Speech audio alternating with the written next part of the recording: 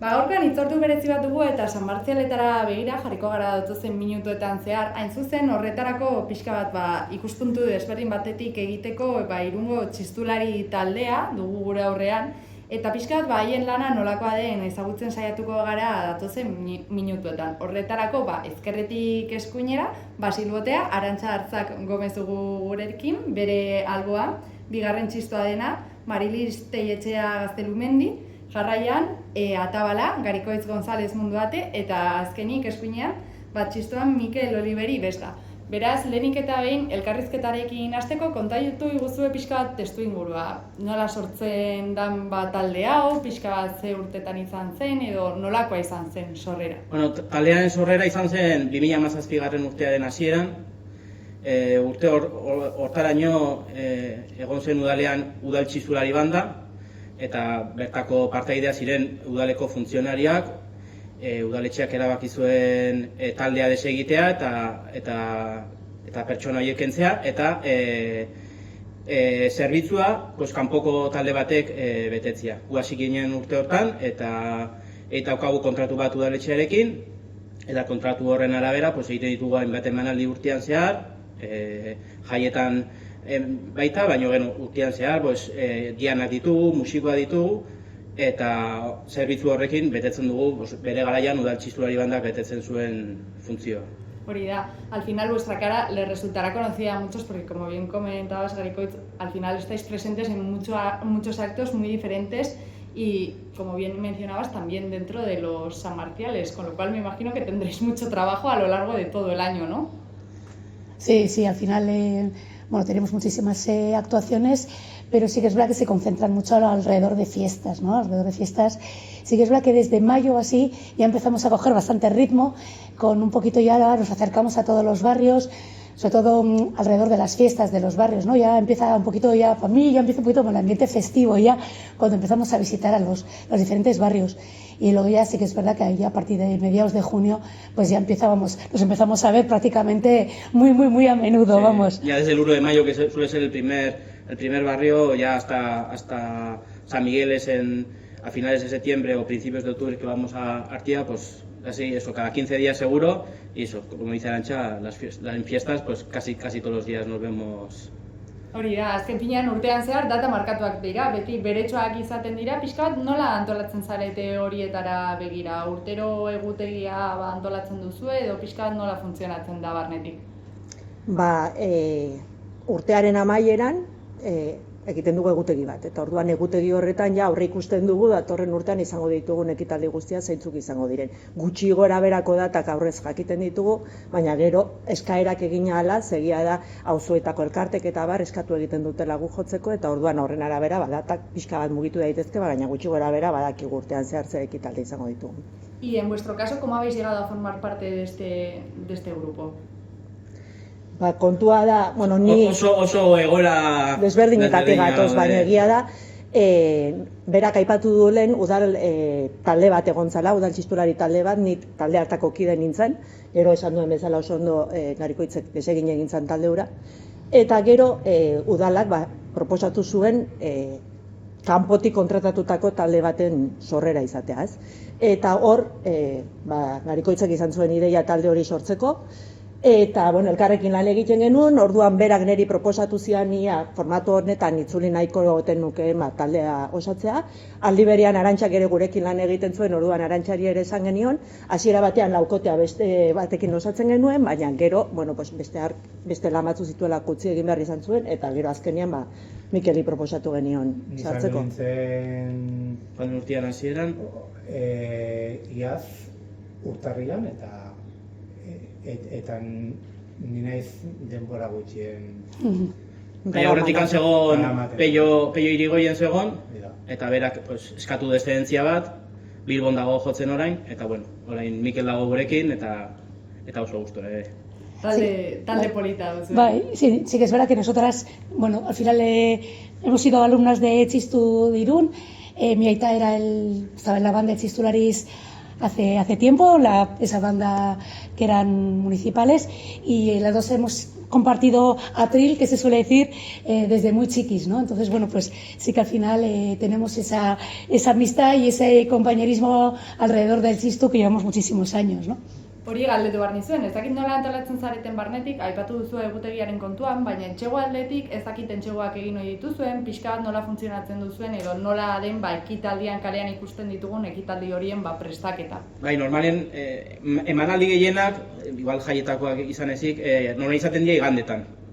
Bai musikoak, bai dianak, bai auzoetara joten garenean, eta orduan erabiltzen ditu igandeko emanaldiak saioak egiteko.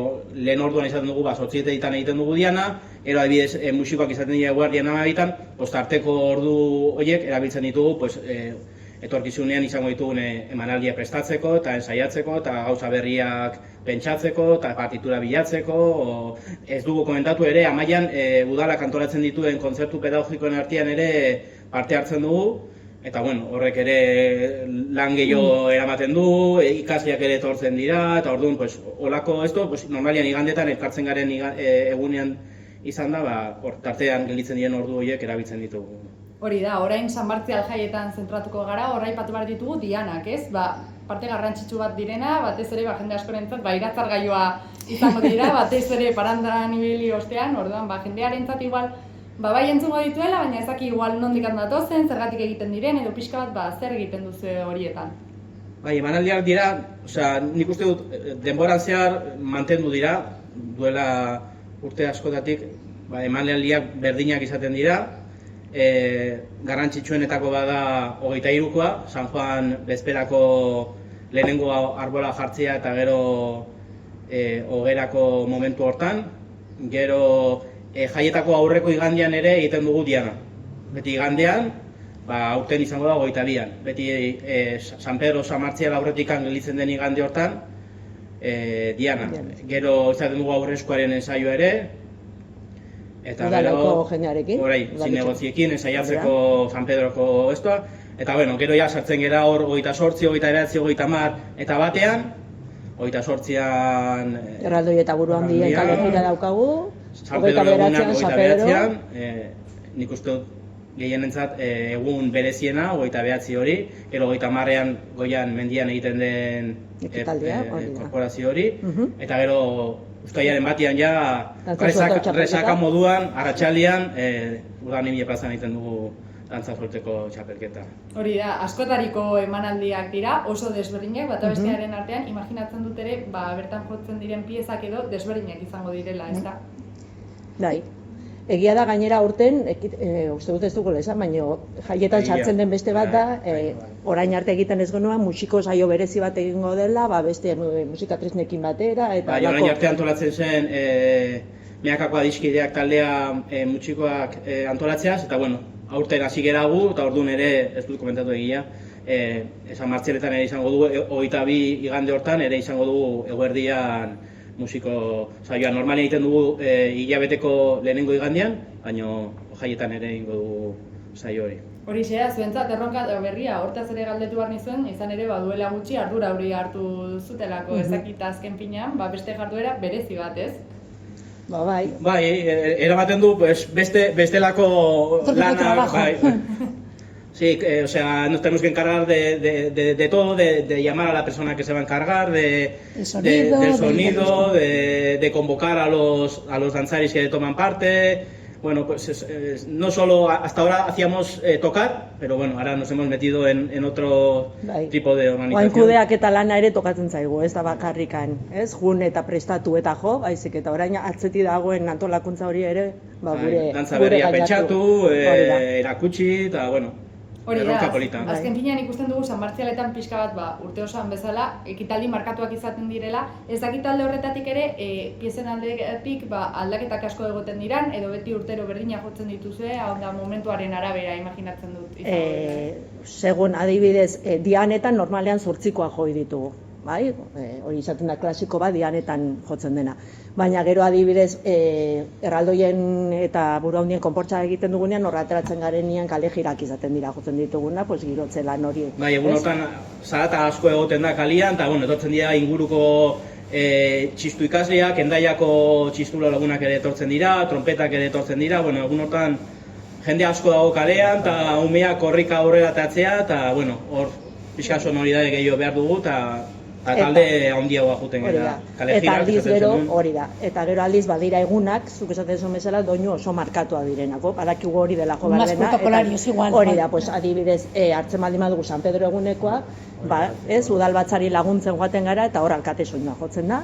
Eta gero mezaren ondoren agurra dantzatzen dute, eta gero ja bueltatzen garenean berriro alkate soinua. Eta hori da egun horretan entzuten den doinua. Alkate soinua da González Bastida, musika bandako zuzenari izan zenak, Irunen jotzeko prestatu zuen moldaketa bat, alkate soinua jotzen da herri guztitan, o gehienetan, baina bueno, hori espreski Irunen jotzeko konposatu zuen, eta hori jotzen dugu bai 29an, eta bai 30an mendian ere gora igotzen. Hori da. Luego, por 30an ere, ejemplo, hori da, igotzerakoan jotzen dugu doinu bera, Hori da. gero bertan gaudenean, autoitz moduko batean jotzen dugu, pues, ez? Bai, Momentuari dagokion giro horretan guk prestatu, bueno, gainera zuk konposatutakoa, eta gero jeisterakoan samartzan martxarekin jeistan gara. Orduan, bueno, pues hori ere pixka bada udalak egindako eskaeraren arabera diren doinua. O, por ejemplo, el día 23 con la hoguera, sí que al final el programa lo cambiamos todos los años, nos solemos pasarnos Poco bastante formato rato. es el mismo, pero bueno, Eso es. vamos cambiando Al final las... es una actuación bastante larga, Sí, 45 minutos o así. tocamos hacemos bastantes esta- obras y solemos un poco más hacer, bueno, ¿qué nos apetece? Venga, y solemos hacer un poquito, venga, gusto un poco de todos, ¿no? Y solemos hacer un programa bonito. Hori, azken finean garrantzitsuena hori ere izango da, ez txistua kalera ateratzea, jendeak ikusi dezan, eta guztia galdu ez dezan, azkenean, belaunaldi berriak behar direlako ere txistuak jarraipena izan dezan, ez? Ezakit nolako goera bizi duen gaur egun edo zuek erreleborik ikusten aldu zuen. Ez dago erresa. Ez dago erresa, ze egia da musikaren munduan ere ikasleek edo gazteek hainbeste eskolarra, hainbeste ez, eskola kanpoko ekintza dituzte hizkuntzak hau eta beste kirola, eta orduan musikaren esparrua bain asko txikitu egin da alde horretatik, ez? Baina, bueno, hortan dihardugu eta, bueno, sortzen dira, zera txiki berriak hasten dira, eta, bueno, pues, gero ja Bai Mikel eta bai Marilis klasiak ematen daude, osea que hortikan tiratu beharko dugu urrengo Sí, es verdad que en urrengo... estos últimos años se ha abierto un poco también una educación para adultos, que antes igual no era tan habitual, y ahí sí que hemos visto pues que se acercan muchos adultos que igual en su momento algo salsearon con el chistu y les apetece pues saber más, aprender más, y ahí hemos visto que sí que se ha acercado bastante gente. También, sí. Egia da ere urtero egiten dugun kontzertu pedagogiko horren lehen aipatu duenagarik helburuetako bat badela ere ikasleak txistuaren musikara gerturatzea. Orduan kontzertu pedagogiko hori antolatzen dugunean ere izaten da ipuin musikatu bat aurkezten dieguna, eta egia da saiatzen garela beraiengandik gertu dauden doinua jotzen, gaur egun Eta ezagutzen parte hartzea, dituzten abestia eta eta- beraien parte hartzea bultzatzea, pues Bai. bueno, geratu daitezen txistuaren beste ikuspegi batekin, ez. Ze ondo, kontatutako eta partekatu guztia eskertzen dizuegu, laburpen ona egin diguzue Bai. eta beraz mila esker eta animo jaietako hitzordu guztiekin. Eskerrik Vale, asko. Eskerrik asko.